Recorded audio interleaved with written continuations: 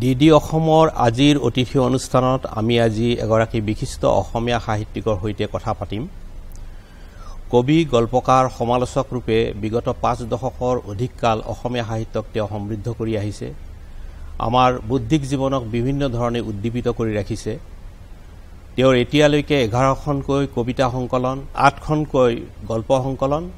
2খন উপন্যাস আৰু একাধিক প্ৰবন্ধ সংকলন প্ৰকাশ পাইছে। তেওঁৰ প্ৰকাশিত কিতাপৰ সংখ্যা 1.5 কোটিৰো অধিক। 1987 চনত তেওঁ আন এজন নামৰ কাব্য সংকলনৰ কাৰণে সাহিত্য একাডেমী বঁটা লাভ কৰিছিল। আজি আমি এইজন বিশিষ্ট সাহিত্যিক শ্ৰী হৰেকৃষ্ণ ডেকাৰ সৈতে আমি কিছু সময় কথা পাতিম তেওঁৰ সাহিত্য আৰু আমাৰ সাম্প্ৰতিক অসমীয়া সাহিত্যক লৈ। মই আপোনাক আদৰণি জনাইছোঁ আজিৰ অতিথি অনুষ্ঠানত। আপুনি 8ম শ্ৰেণীত পঢ়ি থাকোঁতে কবিতা লিখা আৰম্ভ কৰিছিলে আৰু আপুনি সেই সময়ত গল্পও লিখিছিল। সাহিত্যৰ প্ৰতি আপোনাৰ এই ধাউতি আপোনাৰ প্ৰথমতে কেনেকৈ নাহিছিল? যে আপোনাৰ পাৰিবাৰিক কিবা সূত্ৰে আহিছিল নে অন্য কিবা কাৰণ আছিলে? পাৰিবাৰিক সূত্ৰে অহা নাই। মোৰ বংশত তেনেকৈ লেখা মেলা কৰা নাই, কিন্তু আছিল। ধৰি লওক আমাৰ ভাগী বুলি যিটো বংশৰ ডাঙৰ বংশৰ ভিতৰত আছিলে হলিৰাম ডেকা আদি, কিন্তু সেই তেনেকুৱাৰ পৰা মোৰ কোনো প্ৰেৰণা অহা নাই। মোৰ প্ৰেৰণা আচৰিত ধৰণে আহিছিলে। মই যেতিয়া প্ৰাথমিক বিদ্যালয়ৰ পঢ়ি থাকোঁ তেতিয়া মোৰ এজন ঘৰুৱা শিক্ষক আছিলে ফণী গগৈ বুলি। তেওঁ আমাৰ কিতাপৰ যিবিলাক লেখা কবিতাই হওক, পদ্য বা তেনেকৈ কিছুমান সৰু সুৰা গল্পও থাকে নহয়, ৰচনা থাকে, সেইবোৰ ধুনীয়াকৈ বুজাই দিছিলে। আৰু তেতিয়াই মোৰ এটা আগ্ৰহ হৈছিলে সাহিত্যৰ প্ৰতি। 4ৰ্থ শ্ৰেণীত যেতিয়া মই আহিলোঁ, বৃত্তিত ভাল কৰি আহিলোঁ, তেতিয়া মোৰ লগৰ এজন ছাত্ৰ বন্ধু আছিলে। তেওঁৰ ককায়েক আছিলে আমাৰ তিনিচুকীয়াৰ চেনাৰায়ণ হাইস্কুলৰ যিখন আলোচনী তাৰে সম্পাদক, আৰু সেইখন তেতিয়া হাতী লিখা অৱস্থাত ওলাইছিলে। মোৰ বন্ধুজনৰ ককায়েক সম্পাদক হোৱা দেখি মোৰ কিবা এটা লিখিবৰ মন গ'ল। তেতিয়াই মই এখন ৰচনা লিখিলোঁ, স্বাধীন ভাৰতৰ বুলি। আমাৰ স্বাধীন হোৱাৰ, আমি সৰু থাকোঁতে স্বাধীন হৈছে, কিন্তু সেই স্বাধীনতাৰ যিটো উদ্দীপনাটো আমাৰ সৰু কালত আছিলেই, পিছলৈ নাইকিয়া হৈ গৈছে।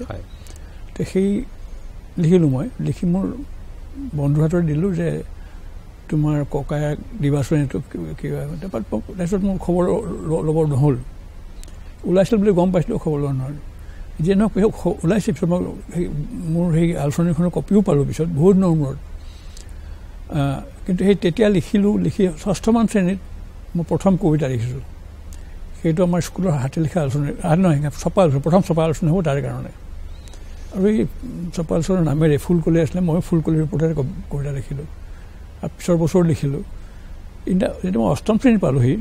তেতিয়া অসমবাণীয়ে এটা অসমবাণীখন ওলাইছে ৰাকেশ কিছুদিন আগতে। অসমবাণীয়ে এটা চেমনিয়াল, মানে তেওঁলোকে মইনাচৰ নেকি এটা চৰা আছিলে চেমনিয়াল ল'ৰা-ছোৱালীৰ কাৰণে, এটা প্ৰতিযোগিতা পাতিলে 8মৰ পৰা 10ম শ্ৰেণীলৈ পঢ়া ল'ৰা ছোৱালীৰ ভিতৰত। মই এতিয়া 8ম শ্ৰেণীত। এতিয়া মোৰ কিবা এটা ভাৱ হ'ল যে বহুত যোগদান কৰিছোঁ, কিবা পাম বুলিও কৰা নাই আৰু পুৰস্কাৰ পাম বুলি ক'লে। মইতো পুৰস্কাৰ পালোঁ, প্ৰথম পুৰস্কাৰ পালোঁ, ৰচনাত পালোঁ, গল্পত পালোঁ, কবিতাত কিন্তু নাপালোঁ দেই। তেতিয়াৰ পৰা মোৰ তাত ওলাব ধৰিলে। মই মাজে মাজে দিয়া আৰম্ভ কৰিলোঁ। তাৰ পৰা কিবা এটা মোৰ প্ৰেৰণাই পালোঁ বুলি ক'ব লাগিব। মোৰ আৰু তাত ওলালোঁ, যথেষ্টখন ওলালোঁ। 9মান শ্ৰেণীত মই প্ৰথম হেৰি মই পালোঁ ৰামধেনুখন। ৰামধেনুখনৰ লিখাবোৰ কবিতাবোৰ আমাৰ কিতাপত পঢ়া কবিতাতে বেলেগ, স্কুলত পঢ়া কিতাপতকৈ বেলেগ। আৰু মই সেইবোৰ প্ৰথমতে বৰ অদ্ভুত লাগিছিলে। লাহে লাহে মই তাৰ কথাবিলাক বুজিব পৰা হ'লোঁ। আৰু তেতিয়া মই অনুভৱ কৰিলোঁ কিছুমান বেয়া আছে, কিছুমান ভাল। মই কিয় চেষ্টা নকৰোঁ? মই যে 10ম শ্ৰেণীত পঢ়োঁতে মই ঠিক সেই ধৰণৰ মই অলপ বুজিছোঁ যে এইবিলাক ইংগিতটো তাৰ বেলেগ ধৰণে দিব লাগিব। আৰু তাত সেইটো ধৰণে মানে মই চেষ্টা এটা কৰিলোঁ। মই তেতিয়া 10ম শ্ৰেণীত কৰিছোঁহে কাৰণে। যেতিয়া কলেজলৈ আহিলোঁ, তেতিয়া মই প্ৰথম বাৰ্ষিকত পঢ়ি থাকোঁতে, আমাৰ তেতিয়া IA BA এনেকুৱা আছিল, পঢ়ি থাকোঁতে মই নিজে দিব সাহস কৰা নাই। আমাৰ তিনিচুকীয়াৰ সুজাউদ্দিন আহমেদ আছিলে, বীৰেন্দ্ৰ কুমাৰ ভট্টাচাৰ্যৰ বন্ধু, আৰু তেওঁ কবিতাও লিখে তাতে। দুই একে পাৰ্টীৰ মানুহ আছিলে। তেখেতক মই এদিন ক'লোঁ যে মই এনে কবিতা লিখিছোঁ, মই ৰামধেনুৰ দিব খোজোঁ, কিন্তু মোৰতো দিব সাহস নহয়, আপুনি সহায় কৰিব নেকি? দিয়াচোন তোমাৰ কবিতা মোক দিয়া। মোক তেওঁ ক'লে, কোৱাৰ মই তেওঁক দিলোঁ। তেওঁ পঠিয়াইলে, মই পাহৰি গ'লোঁ। আৰু তাৰপিছত 3 মাহমানৰ মূৰত মই হঠাতে দেখিলোঁ ৰামধেনুত মোৰ কবিতা ওলাইছে। সেই কবিতাটোৱে ওলাইছে। আপুনি তেতিয়া যেতিয়া কটনত পঢ়ি আছিল, তেতিয়া আপুনি কটনিয়ানতো আপোনাৰ গল্প প্ৰকাশ হৈছিল। আমি সেই প্ৰসংগটোলৈকে পাছলৈ আহিম। আৰু আপুনি অসম বাণীতো ওলাইছিলে, কিন্তু আপুনি গল্প লেখা সাময়িকভাৱে বাদ দি পেলাই আপুনি কবিতাতে বেছি মনোনিৱেশ কৰিছিল। যে কবিতাত আপুনি আৰম্ভণিৰ পৰাই বেছি নিজকে স্বচ্ছন্দ অনুভৱ কৰিছিল নেকি? সেইটো হয়, কিন্তু মই তেনেকৈ উৎসাহো পাইছিলোঁ। বিশেষকৈ বীৰেন্দ্ৰ কুমাৰ ভাটছাই এবাৰ মোৰ হোষ্টেললৈ আহি মোক লগো ধৰিছিল। তেওঁ কৈছিল তুমি কবিতা লিখা, এনেধৰণৰ কথা কৈছিল। গল্পৰ কথা কোৱা নাছিল তেওঁ, কিন্তু দেই। তেতিয়াৰ পৰা কবিতাৰ পৰা ধাউতিটো বেছি হ'ল। আৰু এটা কাৰণ মই গল্প লিখিবলৈ এৰিলোঁ। মই তেতিয়া গল্প 2 এটা লিখিছোঁ। মই দেখিছোঁ আমাৰ সময়ত অপূৰ্ব কৰ্ম শৰ্মা কটনত পঢ়ে, মোতকৈ এবছৰ ওপৰত আছিল। আৰু আমাৰ হোষ্টেলতে হেমেন গগৈ, তেওঁলোক দুইজনে তেতিয়া আমাৰ সাহিত্য প্ৰতিযোগিতা খুব ডাঙৰকৈ হৈছিল দেই কটনৰ। প্ৰথম 2য় পুৰস্কাৰ এনেকৈ পালে। মই দেখিলোঁ যে এওঁলোক ইমান প্ৰতিভা লৈ ওলাইছে আমাৰ সমসাময়িক, তাতকৈ মই কবিতাৰ ফালে বেছিকৈ থকা ভাল হ'ব, গতিকে গল্প বৰকৈ নিলিখা হ'লোঁ। গল্প লিখিছোঁ মই বহুত পিছত। সেইটো কমনে? নাই, মই সেই প্ৰসংগটোলৈ পাছলৈ আহিম। কিন্তু আপুনি আপোনাৰ বক্তব্যতে এটা কথা প্ৰকাশ পাইছে যে অসমীয়া সাহিত্যৰ সেই সময়ৰ যিখন ছবি, আমি তাত কেন্দ্ৰীয় এটা মানে প্ৰেৰণাই কওক বা এটা চৰিত্ৰই কওক, ৰামধেনু আলোচনীখন আছিল বীৰেন্দ্ৰ কুমাৰ ভট্টাচাৰ্য সম্পাদিত। সেই ৰামধেনু বৃত্তৰ পৰা সেই সময়ৰ কোনো সাহিত্যিকে ওলাই আহিব পৰা নাছিল। গতিকে আপোনাৰ দৰে চেঙেলীয়া বা যৌৱনকালত এটা লিখিবলৈ আৰম্ভ কৰা এজন লেখকক ৰামধেনুৱে কি ধৰণে অনুপ্ৰাণিত কৰিছিল বা কি ধৰণে আপোনালোকৰ সৃষ্টিত প্ৰভাৱ পেলাইছিল? আমাৰ গোটেই চিন্তা ভাৱনা ৰামধেনু কেন্দ্ৰিকে আছিলে। কিন্তু তদুপৰি এতিয়া বঙলা সাহিত্য আমি পঢ়িব আৰম্ভ কৰিছোঁ। গুৱাহাটীত বঙলা সাহিত্যৰ কিতাপ পোৱাৰ এখন থল এটা আছিল, কিতাপৰ দোকানখনৰ নাম পাহৰিলোঁ। তাতে গৈ কেতিয়াবা কেতিয়াবা কিনিব নোৱাৰোঁ, পইচা নাথাকেতো, তাতেই পঢ়োঁ। তেতিয়া জীবনানন্দ দাসৰ কবিতা গম পালোঁ, বুধদেৱ বসুৰ কবিতা পালোঁ, সুধীন্দ্ৰনাথ দত্তৰ কবিতাবিলাক টান পাইছিলোঁ। এনেকৈ ধৰণৰ পালোঁ, প্ৰেমেন্দ্ৰ মিত্ৰৰ কবিতা আৰু গল্প পালোঁ। তো এইবোৰ পঢ়ি শুনি এটা বেলেগ ধৰণৰ ধাৰণা হ'ল যে অকল অসমীয়া সাহিত্যৰ যিখিনি কবিতা আছে তাতকৈ যেন বহুতো মাৰ্জিত আৰু বহুত ওপৰৰ লেভেলৰ কবিতা লিখা হৈছে। ইংৰাজী কবিতা পঢ়িব পাৰোঁ তেতিয়া কিছুমান। তেনেকেই সেইটো আহি গ'ল। আৰু কিন্তু ৰামধেনু কেন্দ্ৰিকতা আছিলেই আমাৰ সময়ত আছিলে, কিন্তু পিছলৈ আমি সেইটো এৰাই আহিছোঁ। আৰু হয়, সেইটো আপোনাৰ বিশেষকৈ গল্পত আমাৰ ৰামধেনুৰ যুগত আৰম্ভ কৰা, গল্প লিখিবলৈ আৰম্ভ কৰা আপুনি আৰু অপূৰ্ব শৰ্মা, এই দুজন। আৰু অলপ পলমকৈ, আপোনালোকতকৈ বয়সত জ্যেষ্ঠ হ'লেও শিলভদ্ৰ অলপ পলমকৈ লিখিছিল কাৰণে তেওঁ ৰামধেনুৰ বৃত্তৰ পৰা অলপ বাহিৰত থাকিল। আপোনালোক দুজনকো মোৰ ভাবিবলৈ অলপমান মানে অস্বস্তি লাগে যে আপোনালোক অন্ততঃ ৰামধেনুৰ প্ৰভাৱৰ পৰা বাহিৰলৈ ওলাই আহিছিল। এই কথাটো আপুনি নিজেও ভাবেনে, নিজকে ভাবে? মই একচুৱেলি সচেতনভাৱে ওলাই আহিছোঁ। মইতো গল্প লিখিব বাদেই দিছোঁ। এতিয়া মই সেইটো কথা কওঁ, 1975 চনত বোধ কৰোঁ সংজ্ঞাখন ওলাইছিলে, আৰু সম্পাদক হৈছিলে নীলমণি ফুকন, আৰু সেইখন ওলাইছিলে বাণী প্ৰকাশে। বাণী প্ৰকাশত তেওঁলোকৰ এজন মোতকৈ 2 বছৰ ডাঙৰ, কিন্তু মোৰ বন্ধু আছিলে, গংগাপ্ৰসাদ চৌধুৰী। আৰু তেওঁ মই গল্প লিখা জানিছিলে, কাৰণ মই যিটো গল্প পুৰস্কাৰ পাইছিলোঁ কটন কলেজত, তাৰপিছত নিলিখা হ'লোঁ, সেইটো তেওঁৱে সম্পাদক আছিলে কটনিয়ানৰ। কিন্তু মই তাৰপিছত নিলিখা হ'লোতো। তেওঁ নীলমণি ফুকনক ক'লে যে এওঁ লিখিব পাৰিব। মোক তেওঁ খুব জোৰ কৰোঁতে মই লিখিলোঁ এটা। তেতিয়া সেই প্ৰাকৃতিক গল্পটো মই দেখিছোঁ তেতিয়া, আৰু সেইটো অলপ সলনি কৰিছোঁ, ইমান বেছি নহয়। তাৰপিছত সেই তেনেকৈ আৰম্ভ হ'ল, মানে সংজ্ঞাৰ যোগেদি। কিন্তু মই বিশেষভাৱে পৰিৱৰ্তনৰ চেষ্টা কৰিলোঁ যেতিয়া মই দেখিলোঁ আমাৰ সময়বিলাকে ঠিক একেধৰণৰ গল্প লিখি আছে। ৰামধেনু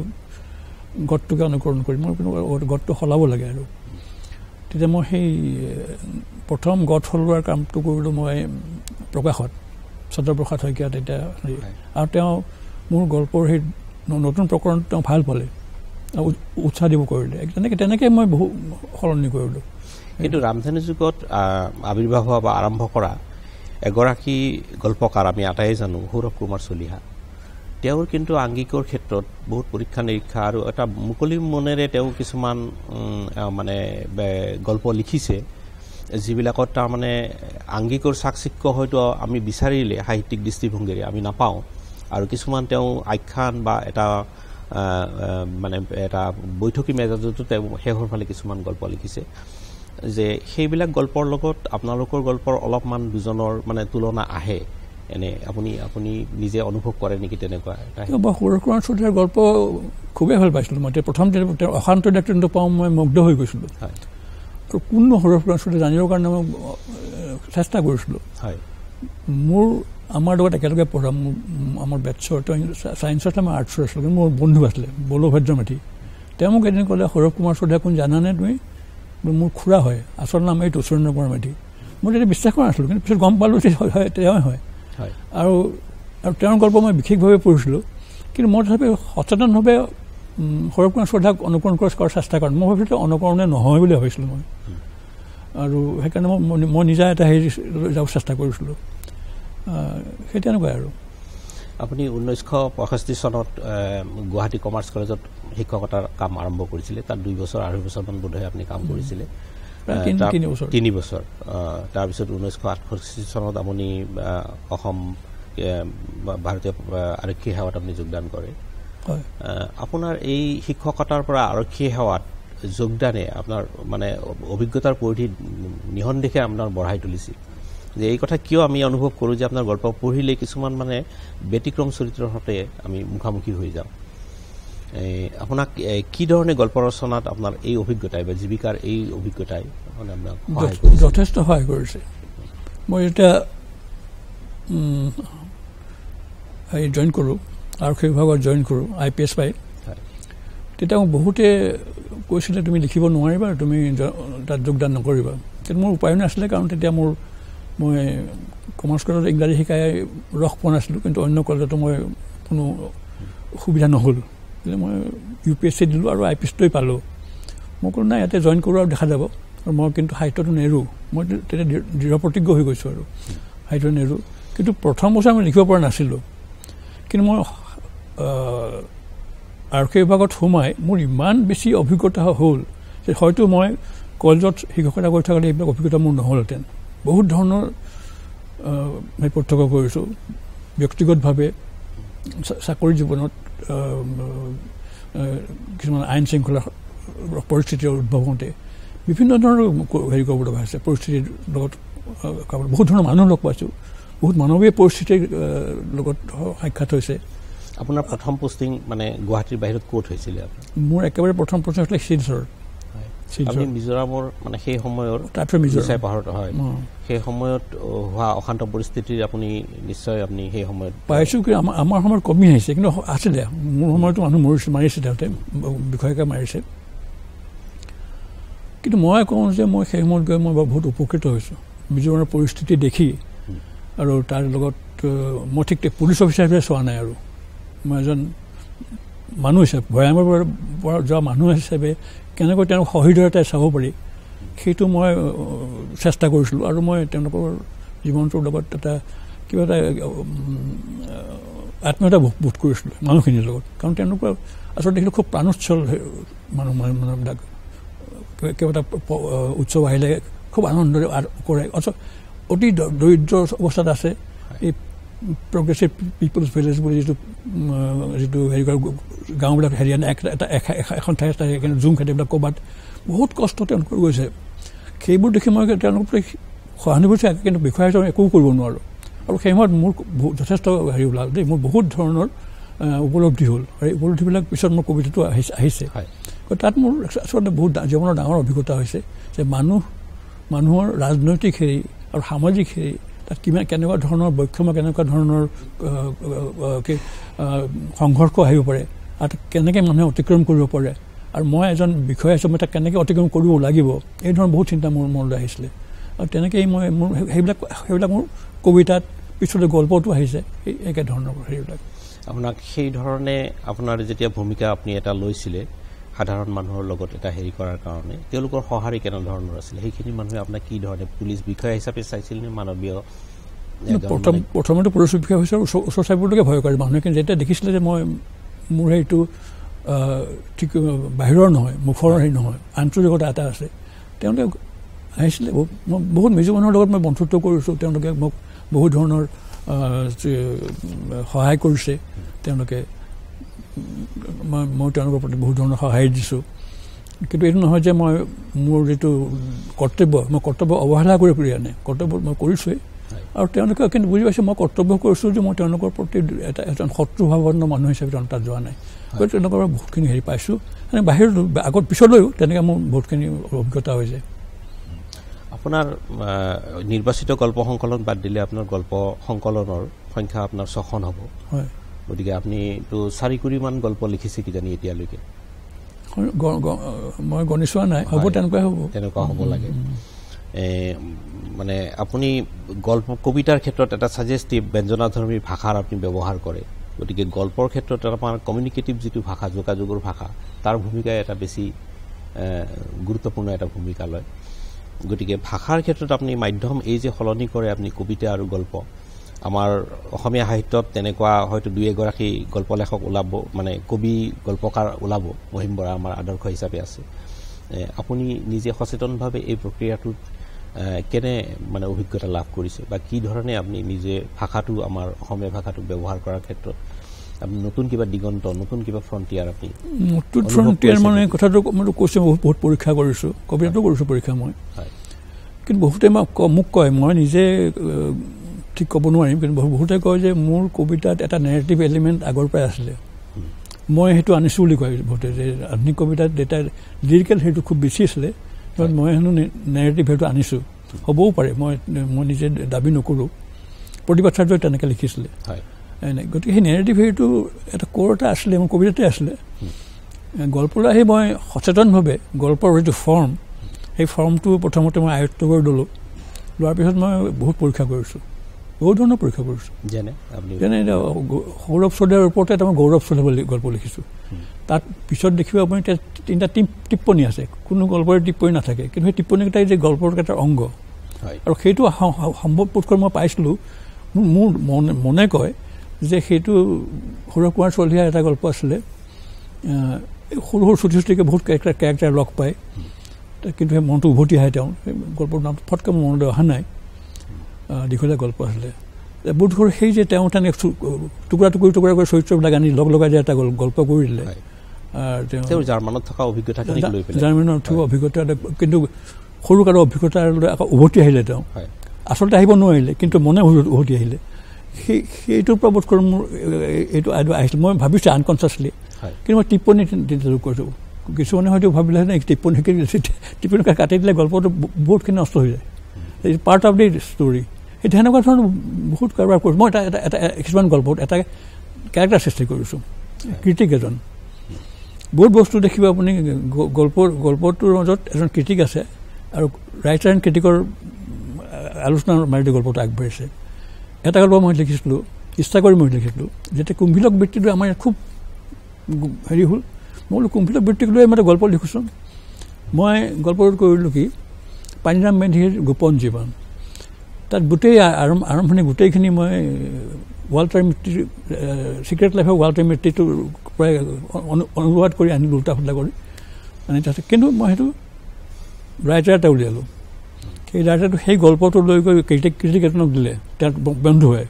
ক্ৰিটিকে সমালোচনা কৰিছে, তুমি কি কৰিছা সেইবিলাক। লাষ্টত এটুকুৰা কাটি দিয়া আছে গল্পৰ হেৰিটোতেই, মানে ষ্ট্ৰাকচাৰটো কাটি দিয়া আছে, তেনেকৈ ওলাইছে গল্পটো। তেতিয়া ক্ৰিটিকে ইয়াক সুধিছে, তুমি এইটুকুৰা কাটি দিলা কিয়? তেতিয়া সেইটোতে আচল গল্পটো আছে, যে এতিয়া আমাৰ হেৰিটো এনেকুৱা হৈছে যে আমাৰ সংবাদ মাধ্যম, আপোনালোকৰ মাধ্যমটোকে তাত ক্ৰিটিচাইজ কৰা হৈছে, যে এনেকুৱা হৈছে এতিয়া কোনো আমি কাহ এটাও মাৰিব নোৱাৰোঁ ঘৰত। এতিয়া সাংবাদিক সেইটো হেৰিটো পায়েই, গতিকে গোপন জীৱন কেনেকৈ থাকিব। তাৰপিছত তথাপিতো কাটিলে, আকৌ সুধিছে তাক। তেতিয়া সি ক'লে যে নহয়, আৰু আপোনাৰ ৱাল্টাৰ মিট্টিৰ হেৰিত আছে যে সি কল্পনাহে কৰে, সি ফায়াৰিং স্কুটাৰ আগত গৰ্বৰে থিয় দিয়ে, ভীৰু মানুহ এটা, একো নাই, ভাবি থাকে, ঘৈণীয়েকক গালি খাই থাকে, এই গৰ্বৰে থিয় দিয়ে। আৰু সি পাৰিছিলে কাৰণ সি কল্পনাৰ ৰাজ্য সেইখন কাৰণ মাৰ্কিন হেৰিত আমেৰিকান হেৰিত সেই লাইফটো তেনেকুৱা ভয়ংকৰ আছিল কিন্তু আমাৰ এতিয়া সেই সময়ত আলফাৰ হেৰি হৈছে দেই আলফা আৰু অন্যান্য হেৰি গতিকে আমাৰ ইয়াত এনেকুৱা এটা পৰিস্থিতি হৈছে যে মই যদি কাল্পনিক হেৰিটো এটা মোৰ চৰিত্ৰ যদি থিয় দিয়ে সেইটো আচলতে সৰকাৰ নহ'ব কেনেকৈ এইটো আইৰনি কৰিছোঁ মই সেই ধৰণৰ কিছুমান কাৰবাৰ কৰিছিলোঁ মই আপোনাৰ সৰহভাগ গল্পই যাক ক'ব পাৰি মানে ষ্টৰি অফ আইডিয়াজ কিবা এটা তাত গৃহ এটা ভাৱনা এটা থাকে আৰু সেই ভাৱনাটো লৈ পেলাই আপুনি খেলে যেনে ধৰক বন্দিয়াৰত আপুনি ষ্টকহোম চিনড্ৰম যিটো আপোনাৰ যি সময়ত আপুনি সেই গল্পটো ৰচনা কৰিছিলে 90ৰ দশকত বোধ হয় গতিকে তেতিয়া আলফাৰ মানে এক্টিভিটিজবিলাক বহুত হেৰি আছিলে অসমৰ সমাজ জীৱন বহুত বিষাক্ত কৰি পেলাইছিলে আৰু ঠিক তেনেকৈ আপুনি সাম্প্ৰতিক মানে মই শেহতীয়াকৈ সাঁথৰিত যিটো আপুনি ইতিহাস নামৰ গল্প লিখিছে যে এতিয়া আমাৰ বৰ্তমানৰ দৃষ্টিভংগী বা ৰাজনৈতিক বিশ্বাস আদৰ্শ লৈ পেলাই অতীতক আমি ব্যাখ্যা কৰাৰ যিটো প্ৰৱণতা আৰু তাৰ ফলত হ'ব পৰা যিবিলাক বিশৃংখলতা এইবিলাক লৈ আপুনি এই গল্পটোত আপুনি লিখাৰ যত্ন কৰিছে যে আপোনাৰ গল্পৰ মানে উৎস কি মানে প্ৰাথমিকভাৱে কিবা ইম্পালছ নে কিবা সংগঠন নে এনেকুৱা কিছুমান ভাৱনা কোনো ক্ষেত্ৰত ঘটনাও আছে খুব কোৰটো প্ৰথম সেইটো মানে জনি বুলি যদি ক'ব পাৰোঁ সেইটো হেৰি আচল ঘটনাটো হয়তো থাকি থাকিব পাৰে কিন্তু এই সম্পূৰ্ণ ৰূপান্তৰিত হৈ গৈছে কিন্তু আইডিয়া ইজ ইম্পৰ্টেণ্ট গল্পৰ যে আইডিয়া যিটো সেইটো ভেৰি ইম্পৰ্টেণ্ট আৰু ষ্ট্ৰাকচাৰটো এতিয়া ইতিহাস গল্প যিটো লিখিলোঁ মই সেইটো ষ্ট্ৰাকচাৰটো একেবাৰে বেলেগ হেৰি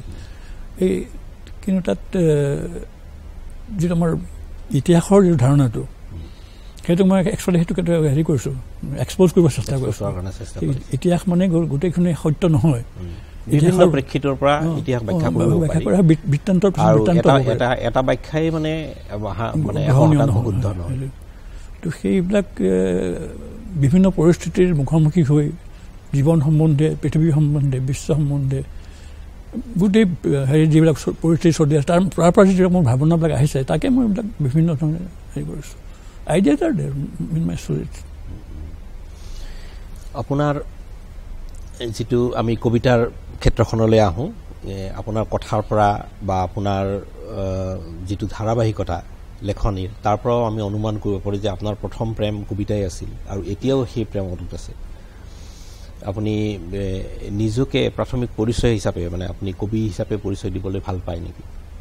মই কবি হিচাপে পৰিচয় দিওঁৱে কিন্তু মই তাৰ লগতে মই বিচাৰোঁ যে যিহেতু মই গল্পও লিখিছোঁ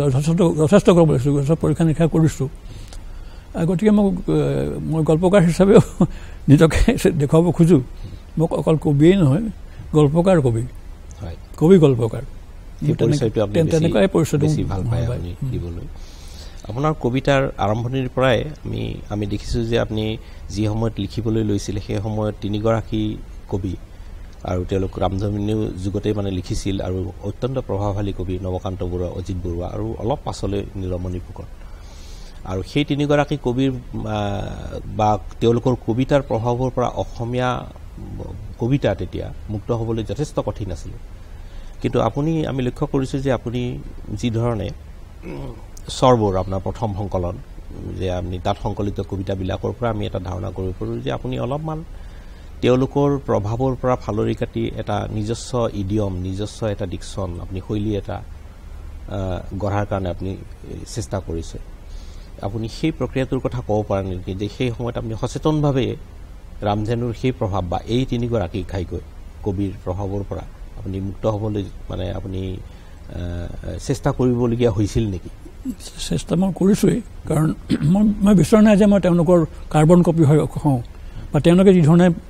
যিবিলাক পৰীক্ষা কৰিছে পৰীক্ষাবিলাকে মই কৰিম ভবা নহয় ময়ো বেলেগ পৰীক্ষা কৰিব পাৰোঁ আৰু তেতিয়া মই অকল অসমীয়া কবিতাই পঢ়িছিলোঁ এনেকুৱা নহয় বহুতখিনি বাংলা কবিতা পঢ়িছিলোঁ বহুতখিনি ইংৰাজী কবিতা পঢ়িছিলোঁ সেইবিলাকৰ পৰাও মই বহুত ধৰণৰ হেৰি পাইছিলোঁ কিন্তু মই বিচাৰিছিলোঁ যে একেটা ফৰ্মত বা কৌশলগত হেৰিতে একেটা হেৰিতে সোমাই থকাতকৈ অসমীয়া কবিতা অলপ আগৰ বেলেগ আহিব লাগে তেতিয়া এটা ধাৰণা সোমাইছিলে যে মিউজিকেল হ'ব লাগে মিউজিকেলিটিৰ পইণ্ট আল্টিমেটলি মিউজিকেল কবিতাৰ সংগীতৰ স্তৰলৈ যাব লাগে সেইটো সেই হেৰিৰ পৰা আহিছে আৰু কি কয় এইটো চিম্বলিক হেৰিৰ পৰা আহিছিলে কিন্তু মই সেইটো তেতিয়াই হেৰি কৰিছোঁ সেইটো হ'লে নহ'ব কবিতা কবিতা আৰু হেৰি মানে একো পাৰ্থক্য নাথাকিব আৰু সি বহুত ক্ষেত্ৰ নষ্ট কৰিব বহুত অভিজ্ঞতাক সি কবিতাত ৰূপান্তৰ কৰিব নোৱাৰিব সি তাৰ ভিতৰত অৰ্থৰ যি মাত্ৰা আছে সেইটো কেতিয়াও কাটিব নোৱাৰে আৰু তেতিয়া মই অলপ সংস্কৃত হেৰিটা পঢ়িব লৈছোঁ তাতো সেনেকৈ পাইছোঁ মই ব্যঞ্জনাটো অকল হেৰিয়ে নহয় শব্দ ব্যঞ্জনাই নহয় অৰ্থ ব্যঞ্জনা এটা আছে গতিকে মই সেই আগৰ পৰাই প্ৰথমৰ পৰাই মই অলপ বেলেগ হ'ব চেষ্টা কৰোঁ তেতিয়া মই সিমান বেছি পৰা নাছিলোঁ পিছত মই কিন্তু বহুত আঁতৰি গ'লোঁ তেওঁলোকৰ পৰা বেলেগ হৈ গৈছোঁ বহুত কিন্তু মই তেওঁলোক মোৰ খুব প্ৰিয় কবি দেই এই আটাইকেইজনে মোৰ খুব প্ৰিয় কবি আৰু এজন প্ৰিয় কবি আছিলে মহিম বৰা তেখেতে গল্পৰ কাছে বেছি বিখ্যাত কিন্তু আৰু তাৰপিছত হৰিহৰেন ভট্টাচাৰ্য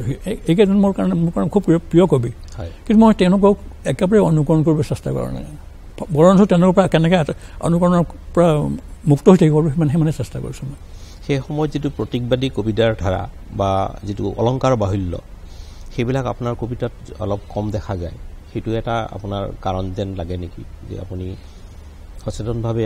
আপুনি সেই সময়ত বিশেষকৈ নীলমণি ফুকনৰ আদি পৰ্বৰ মানে কবিতাবিলাকত যি ধৰণৰ এটা প্ৰতীকবাদী এটা দুৰূহতা আছিল যে সেইটোৰ পৰা আপুনি ফালৰি কাটিবৰ কাৰণে যত্ন কৰিছে মই প্ৰতীকৰ পৰা পাই এইকাৰণে যে মই বাস্তৱ জগতখনক মই এৰিব খোজা নাই বাস্তৱ জগতখনৰ এটা ফৰ্ম এটা মই আনিব খুজিছোঁ কবিতালৈ এইখিনি আইৰণ এইবিলাক আছে বা বহুত ক্ষেত্ৰত মই হেৰি আনিছোঁ কি কয় এইটো চেটায়াৰ আনিছোঁ উইট আছে সেইবিলাক ইচ্ছা কৰি আনিছোঁ মই কাৰণ মই সেইটো আচলতে আৰু এজন হীৰেন্দ্ৰনাথ দত্তই কৰিছিলে তেখেতে বেলেগ ধৰণে কৰিছে মই বেলেগ ধৰণে কৰিছোঁ কিন্তু আমাৰ দুয়োজনে তেওঁলোকতকৈ অলপ বেলেগ সেইটো আপোনাৰ অজিত বৰুৱাৰ কিছুমান কবিতাটো আছে হয় কিন্তু আধুনিক কবিতাৰ যি উন্মেষ আমি স্বাধীনতাৰ পাছত আমি দেখোঁ ৰামধেনুৰ পাতত এই তিনিগৰাকী কবিৰ ক্ষেত্ৰত সেই যিটো মানে তেওঁলোকে এটা আধুনিক কবিতাক বিভিন্ন ধৰণে বিশেষকৈ অসমীয়া ভাষাৰ ব্যৱহাৰৰ ক্ষেত্ৰত এটা তেওঁলোকে যি এটা উচ্চতৰ পৰ্যায়লৈকে লৈ গৈছিল তাৰ পাছত সেই প্ৰভাৱ কিন্তু আমাৰ কবিতাত এটা ফালেদি খুব যে স্থায়ী হৈছে এনেকুৱাও নহয় কাৰণ তাৰ পাছত আমি এটা লিৰিকেল কবিতাৰ য'ত মানে আত্মনিষ্ঠ এটা মানে বৰ্ণনাৰ আমি বাহুল্য আমি দেখা পাওঁ গতিকে এইটো এটা আধুনিক কবিতাৰ বা যি আধুনিকতাবাদী কবিতাৰ যি সূচনা হৈছে ৰামধেনুৰ পাতত তাৰ এটা পৰিপন্থী ধাৰা যেন নালাগেনে পৰিপন্থী বুলি মই নকওঁ কিন্তু সেইটো তাৰ ফলটো অশুভ হৈছে অশুভ হৈছে আৰু এটা বিশেষ সময়ত 90 দশকৰ মানত কবিতা সেই কেৱল সেই তেনেকুৱা হৈ গ'ল সুৰ আছে আবেগ উচ্ছ্বাসৰ সুৰটো আছে কিন্তু আচল বস্তু নাই তাৰ পৰা কোনো বিশেষ বস্তু ওলাই নাহে গতিকে সেইটো বৰ সমৰ্থন কেতিয়াও কৰা নাই মই সেইটো বিচৰাও নাই কিন্তু মই এইটো ক'ব খোজোঁ এতিয়াৰ যিবিলাক কবি আহিছে বিশেষকৈ বংশগতিবিলাক দুটা লিখি আছে তেওঁলোক কিন্তু বহুতখিনি বেলেগ হৈছে তেওঁলোকৰ প্ৰত্যক্ষ অভিজ্ঞতাক কেনেকৈ তেওঁলোকে ৰূপান্তৰ কৰিব পাৰে কাব্যিক হেৰিলৈ সেইটো তেওঁলোকে চেষ্টা কৰিছে আৰু ভালেমান কবি এতিয়া ওলাইছে যিসকলে এইটো চেষ্টা কৰিছে মই ভাবোঁ যে 80-90 দশকৰ সময়ছোৱাতকৈ এতিয়াৰ সমস্যা বেছি প্ৰডাক্টিভ অসমীয়া কবিতাৰ কাৰণে আপোনাৰ এই ধাৰণাটো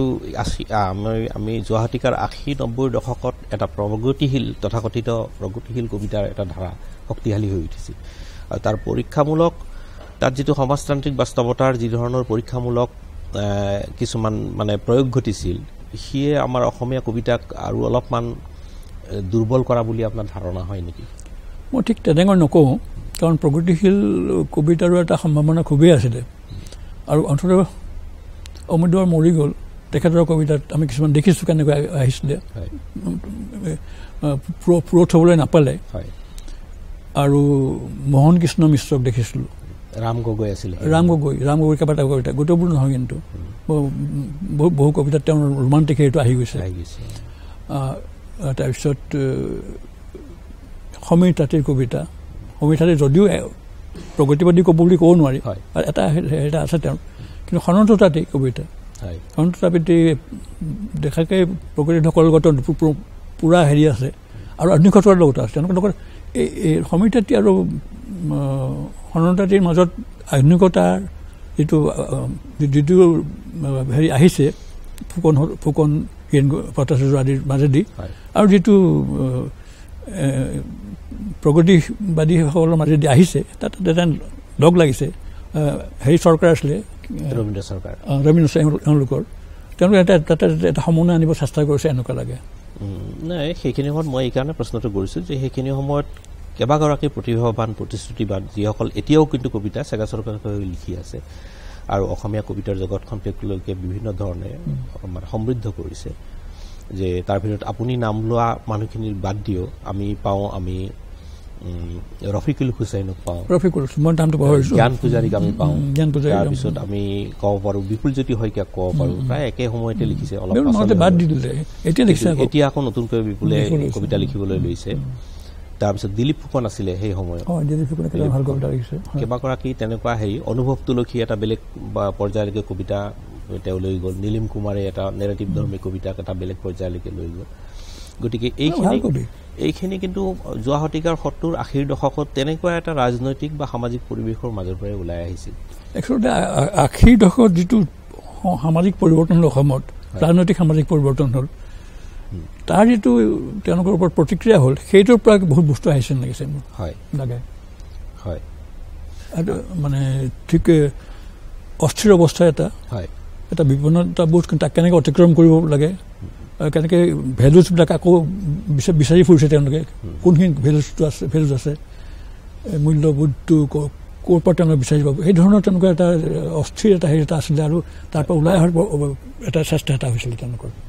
আপুনি অলপ আগতে কৈছে যে আপোনাৰ কবিতাত নেৰেটিভ কিছুমান এলিমেণ্ট থাকে উপাদান থাকে আমাৰ আধুনিক কবিতাৰ যি মানে পাতনি আমাৰ অজিত বৰুৱা বা নৱকান্ত বৰুৱা বা নীলমণি ফুকনে সূচনা কৰিছিলে তাৰ বিপৰীতে নেৰেটিভ কবিতাৰ যিটো অসমীয়া কবিতাৰ পাছলৈ তাৰ গ্ৰহণযোগ্যতাও বাঢ়িছিল বা আহিছিল বহুত কবিৰ মানে এই ধৰণৰ উপাদান কিছুমান এইটো সমসাময়িক বাংলা কবিতাৰ প্ৰভাৱ যেন আপোনাৰ লাগে নেকি বাংলা কবিতাৰ পোনপটীয়া প্ৰভাৱ নাই মই নহ'ব হয় কাৰণ অসমীয়া পঢ়ুৱে বাংলা কবিতা পঢ়ে কবিসকলেও পঢ়ে কিন্তু মই ঠিক বৰঞ্চ কিছুমানৰ কবিৰ ওপৰত যেন পিছৰ চাম কবিৰ ওপৰত যেন কিছুমানৰ হিন্দী কবিতাৰ প্ৰভাৱ পৰিছে এনেকুৱা লাগে মই ভালকৈ হেৰি কৰি চোৱা নাই অধ্যয়ন কৰি চোৱা নাই মোৰ তেনেকুৱা লাগে কিন্তু বাংলা কবিতাৰ বৰঞ্চ প্ৰভাৱ পৰিছিলে ৰামধেনুৰ কবিসকলৰ ওপৰত বেছিকৈ হয় তেওঁৰ ওপৰতে পৰিছিলে সুধীৰ দত্তহঁতৰ ইণ্টেলেকচুৱেল যিটো হেৰি আছিলে সেই বস্তুটো বুদ্ধদেৱ বসু জীৱন দাসৰ প্ৰভাৱ যথেষ্টখিনি ফুকনৰ ওপৰত পৰিছে কিন্তু দেই নেৰেটিভ চাইডটো নহয় কিন্তু আদাৰৱাইজ পৰিছে তেনেকুৱা বাংলা কবিতাৰ নিশ্চয় হেৰি আছে প্ৰভাৱ আছে কিন্তু পিছৰ চাম কবিৰ ওপৰত বাংলা কবিতাৰ কিমান প্ৰভাৱ আছে মই গমে পিটি চোৱা নাই কিন্তু মই অনুভৱ কৰোঁ যে কিছুমান কবিৰ ওপৰত হিন্দীৰ কবিতাৰ যেন এটা সম্পৰ্ক আছে সংযোগ এটা আছে তেনেকুৱা লাগে কিন্তু দুগৰাকী কবি আমি যিখিনি সময়ৰ কবিতাৰ কথা আলোচনা কৰিছোঁ খুব তেতিয়া অসমত যথেষ্ট জনপ্ৰিয় আছিল আমাৰ কবিসকলৰ মাজতো সুনীল গংগোপাধ্যায় আৰু নীৰেন্দ্ৰনাথ চক্ৰৱৰ্তী তাৰ আগত বুদ্ধদেৱ বসু বা আপুনি কোৱা জীৱানন্দ দাস যেনেধৰণে জনপ্ৰিয় হৈ পৰিছিল ঠিক তেনেকৈ পৰৱৰ্তী সময়ত আমি সুনীল গংগোপাধ্যায় আৰু কিছুমান কবিতা আৰু নীৰেন্দ্ৰনাথ চক্ৰৱৰ্তী খুব প্ৰভাৱ মানুহ তেওঁলোকৰ প্ৰভাৱ পৰিছে ন তেওঁলোকৰ খুব হেৰিও হৈছিলে দুগৰাকী বাংলা কবিৰ প্ৰভাৱ কিন্তু সেইটো মানে তেওঁলোকৰ হয়তো দুৰ্বলতাৰ কাৰণে বা দুৰ্বলতাৰ কাৰণে হ'ব পাৰে বিষ্ণুদে আৰু সুধীন্দ্ৰনাথ দত্ত খুব এটা সাংঘাতিক ধৰণে আমাৰ অসমীয়া সাহিত্যত তেওঁলোক প্ৰভাৱশালী অলপ ভৱেন বৰুৱাই কৰিছে সুধীন্দ্ৰ দত্তক কিন্তু সুনীল গংগোপাধ্যায় আৰু হেৰিৰ প্ৰভাৱ পোনপটীয়াকৈ তেওঁলোক খুব প্ৰিয় কবি আছিলে তেওঁলোক গ'লেই তেওঁলোক লগ ধৰে আৰু শক্তি চৌধুৰী তো এইবিলাকৰ হেৰি আছিলে শক্তি চৌধুৰীৰ অলপ প্ৰভাৱ মই ভাবিছোঁ সমিতাৰীৰ ওপৰত পৰিব পাৰে মই ইমান অধ্যয়ন কৰি চোৱা নাই কিন্তু মই ঠিক তেওঁলোকৰ লিখাৰ ধৰণটোৰ হয়তো এটা ফেৰ থাকিব পাৰে কিন্তু পোনপটীয়া প্ৰভাৱ মই আছে বুলি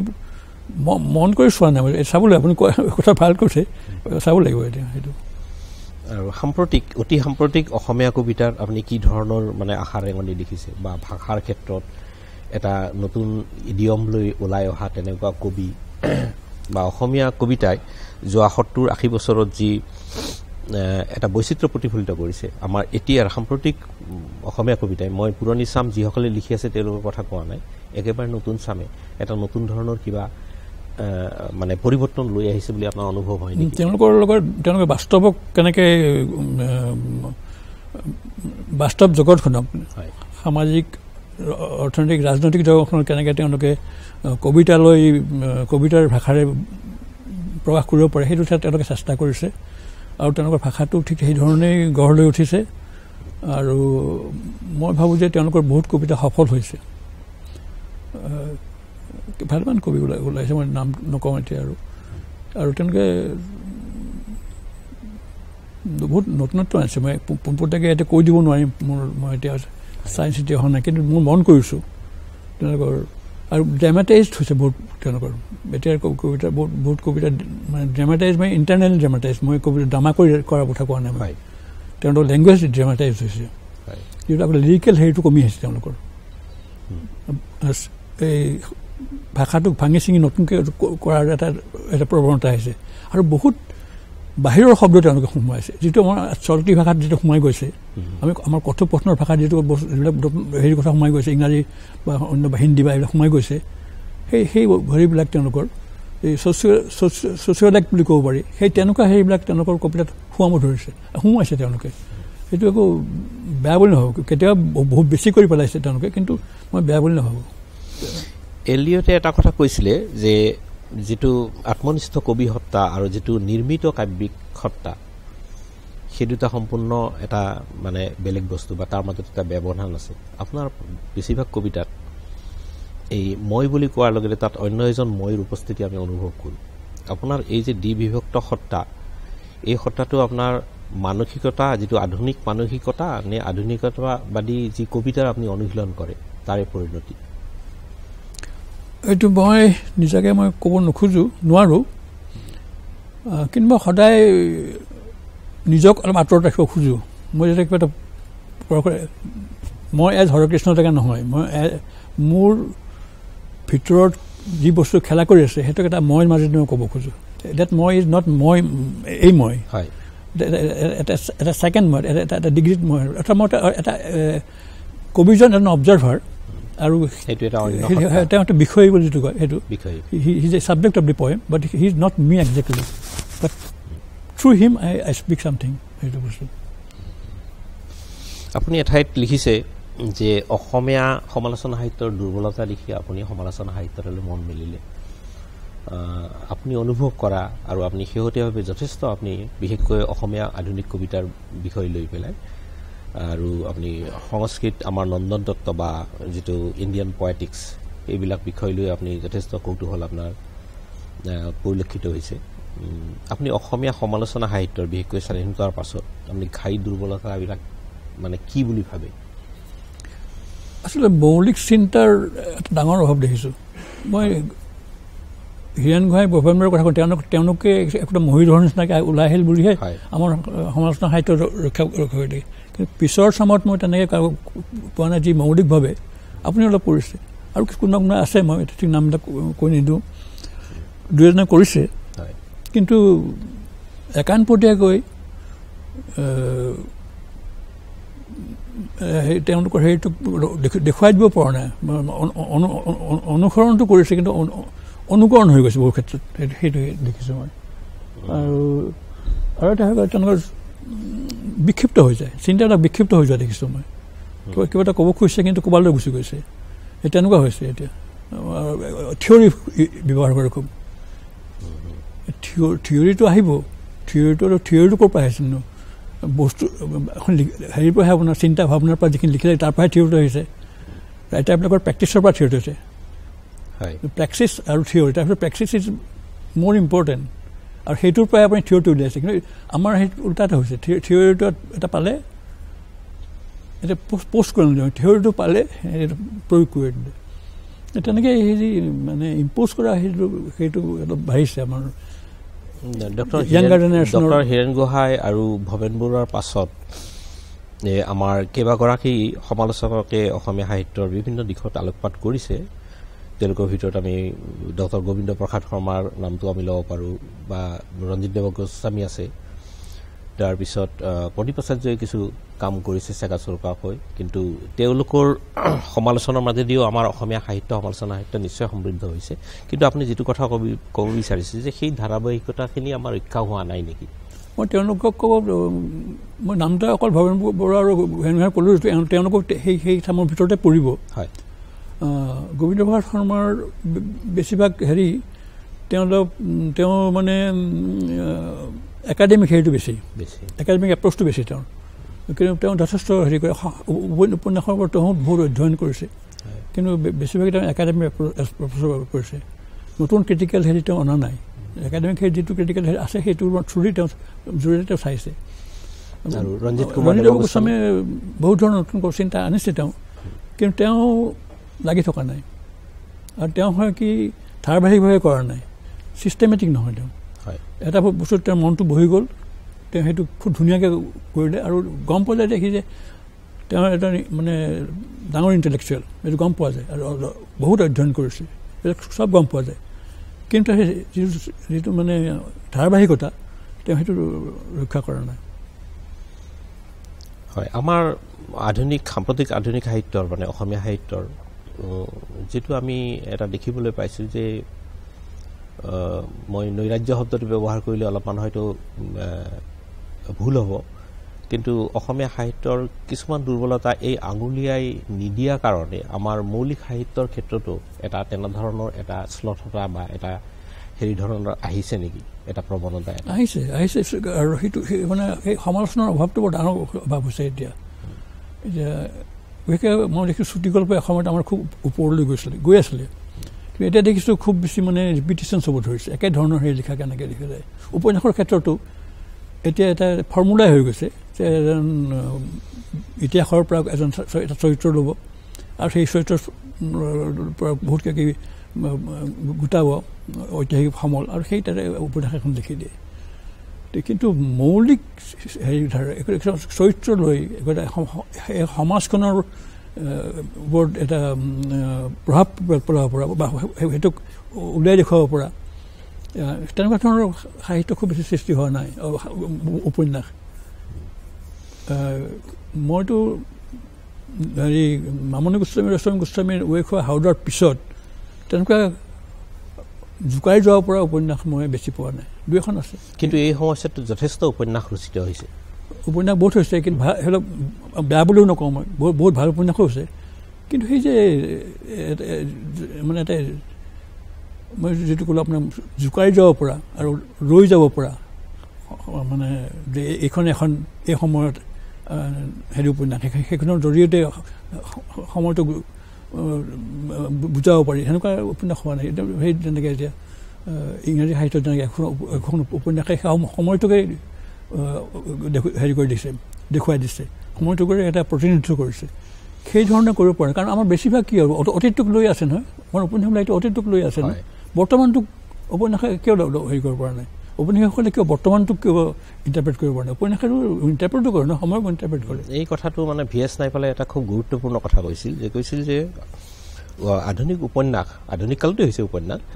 এইটো উপন্যাস হৈছে অৰ্গেনাইজ সমাজৰ সৃষ্টি, যিটো ঊনবিংশ শতিকাত ব্ৰিটেইনত চাৰ্লছ ডিকেন্সৰ দৰে উপন্যাসিকৰ জন্ম হৈছিল। আমি যদি ঊনবিংশ শতিকাৰ আমি ৰাছিয়ান সমাজখনৰ কথা ভাবোঁ, তেতিয়া আমি অন্ততঃ টলষ্টয়, তুৰ্গেনেভ আৰু দস্তয়েভস্কিৰ কথা আমি মনলৈ আহিবই লাগিব। তেনেকৈ ঊনবিংশ শতিকাৰ আমি যদি ফৰাচী সাহিত্যৰ কথা ভাবোঁ, আমি এমিল জোলা, তাৰপিছত বালজাক আৰু ভিক্টৰ হুগোৰ কথা বাদ দি আমি একো কথাই আলোচনা কৰিব নোৱাৰোঁ। যে এনেকুৱা এটা হ'ব পাৰে নেকি যে আমাৰ অসমীয়া সমাজখন আমি যিধৰণে ভাবোঁ সেই ধৰণে সংগঠিত নহয় এখন সমাজ হিচাপে, যে তাৰ সেইকাৰণে নেকি যে আমি আধুনিক জীৱনৰ যিটো আখ্যানৰ ভূমিকা লোৱা উপন্যাসে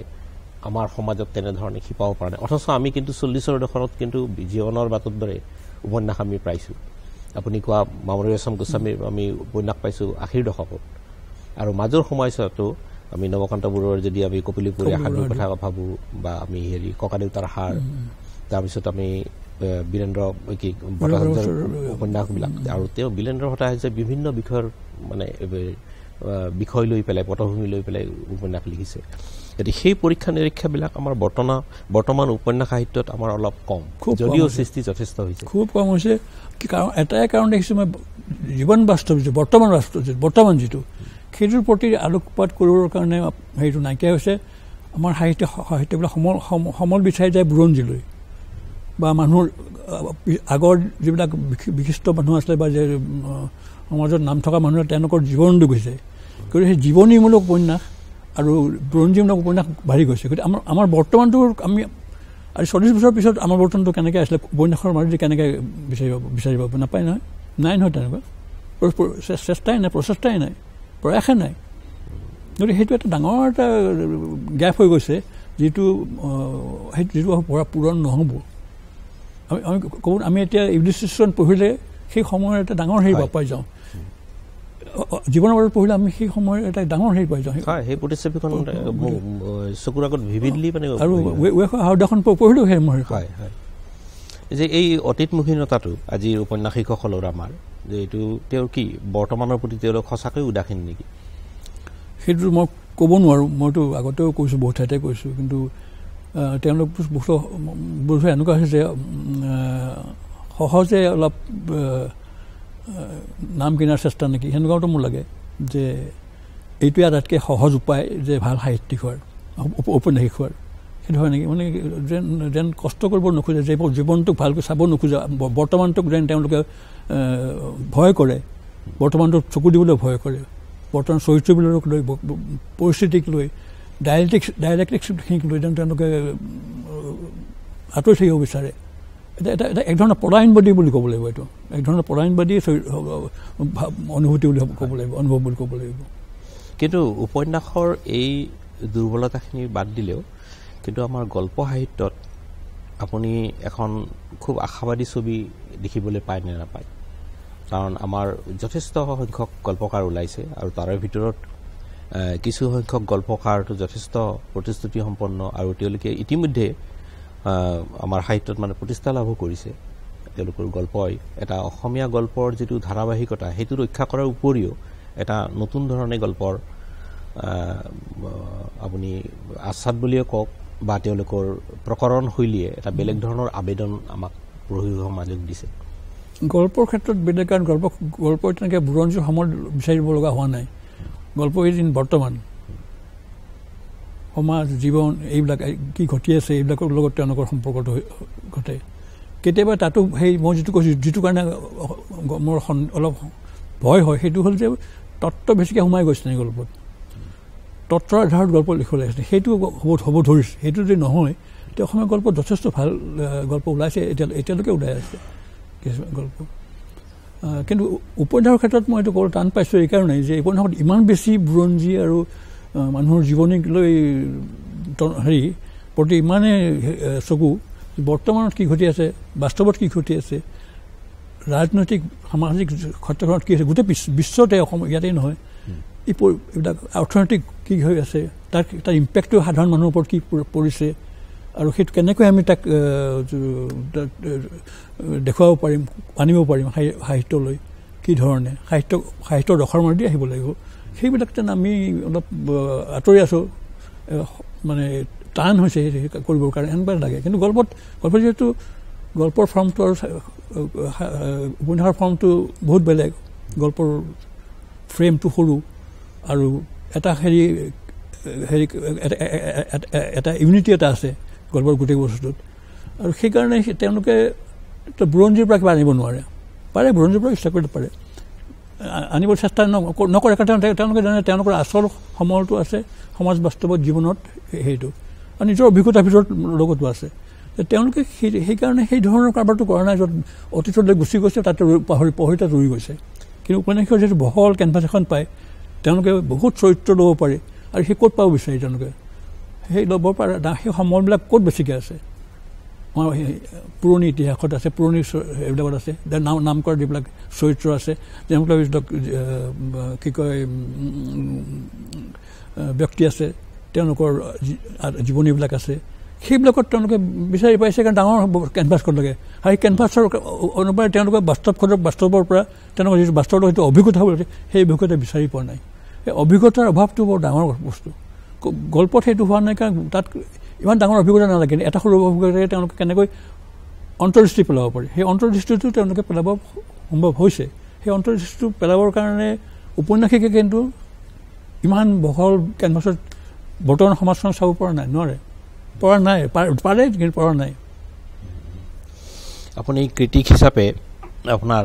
যোৱা আপুনি ৩-৪টা দশক আপুনি যথেষ্ট সংখ্যক এনেধৰণৰ লেখা মেলা আপুনি কৰিছে বিশেষকৈ অসমীয়া কবিতা সম্পৰ্কে আৰু আপুনি নিজেও যিহেতু এগৰাকী কবি আপোনাৰ এতিয়ালৈকে প্ৰকাশিত আপোনাৰ সংকলনবিলাকে তাৰে এটা প্ৰমাণ দিয়ে আপুনি সেই ধাৰাবাহিকতা ৰক্ষা কৰি অসমীয়া সাহিত্যত আপুনি কবিতা ৰচনা কৰি আছে এলিয়টে এটা কথা কৈছিল যে আধুনিক কবি হ'বৰ কাৰণে ক্ৰিটিক হোৱাটো মানে জৰুৰী মানে অপৰিহাৰ্য নহ'লেও জৰুৰী এই কথাটো তেওঁ কৈছিলে আপোনাৰ এই ক্ৰিটিকেল মাইণ্ডটো আপুনি কি ধৰণে আপোনাৰ নিজৰ আৰু আমি সাম্প্ৰতিক অসমীয়া সাহিত্যত আপুনি প্ৰয়োগ কৰিছে বা কি ধৰণে আপুনি এছেছমেণ্ট কৰাৰ ক্ষেত্ৰত মূল্যায়ন কৰাৰ ক্ষেত্ৰত আপুনি হেৰি কৰিছে মোৰ ক্ৰিটিচিজমটো মেইনলি এনালিটিকেল বিশ্লেষণমূলক হয় মই তাত্ত্বিক নহয় হয় আৰু একাডেমিক নহয় আৰু এইটো মই আপুনি নিজেই উল্লেখ কৰি থাকে যে মই এঠাইত কৈছিলোঁ যে মই অসমীয়া সাহিত্যৰ অলপ সমালোচনাটো ধাৰাটো অলপ দুৰ্বল হোৱাৰ কাৰণে মই ওলাই আহিলোঁ সেইটো লৈও কিন্তু সেইটো মই ভাল কবিতা ভাল গল্প এইবিলাক কেনেকৈ ওলাই দিব পাৰি তাৰ কাৰণে মই আহিলোঁ বিশেষকৈ কবিতাৰ ক্ষেত্ৰত মই ওলাই আহিলোঁ আৰু সমালোচনা ধৰিলোঁ সমালোচনা কিন্তু মোৰ বিশ্লেষণমূলক সমালোচনা মই ধ্বংসকামী সমালোচনা নহয় এইটো বেয়া হৈছে বেয়াটো দেখুৱাই দিব সিদ্ধান্ত নেকি নহয় মোৰ সমালোচনা সদায় গঠনমূলক সেইকাৰণে তাত যিখিনি ভাল বস্তু য'ত পাইছোঁ মই সেইটো দেখুৱাই আহিছোঁ তেনেকুৱা সমালোচনাহে মই কৰিছোঁ বেছিকৈ হয় অলপ তাত্ত্বিক আছে কিছুমান থিয়ৰিটিকেল কথা আছে এতিয়া এইখন কিতাপত আপোনাক যিটো দিলোঁ আপুনি ক'লে যে সংস্কৃত কাব্যতত্ত্ব এইবিলাক তাত্ত্বিক আছে কিন্তু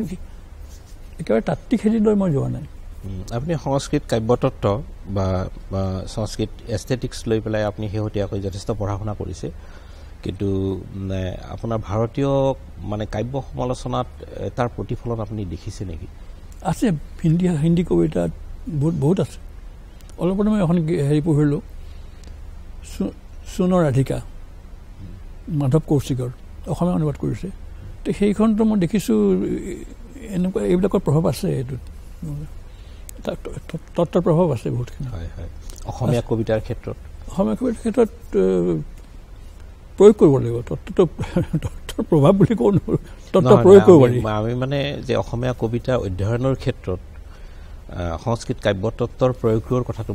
প্ৰয়োজন আছে আপুনি সেইটো মানে কিছু হেৰি কৰিছে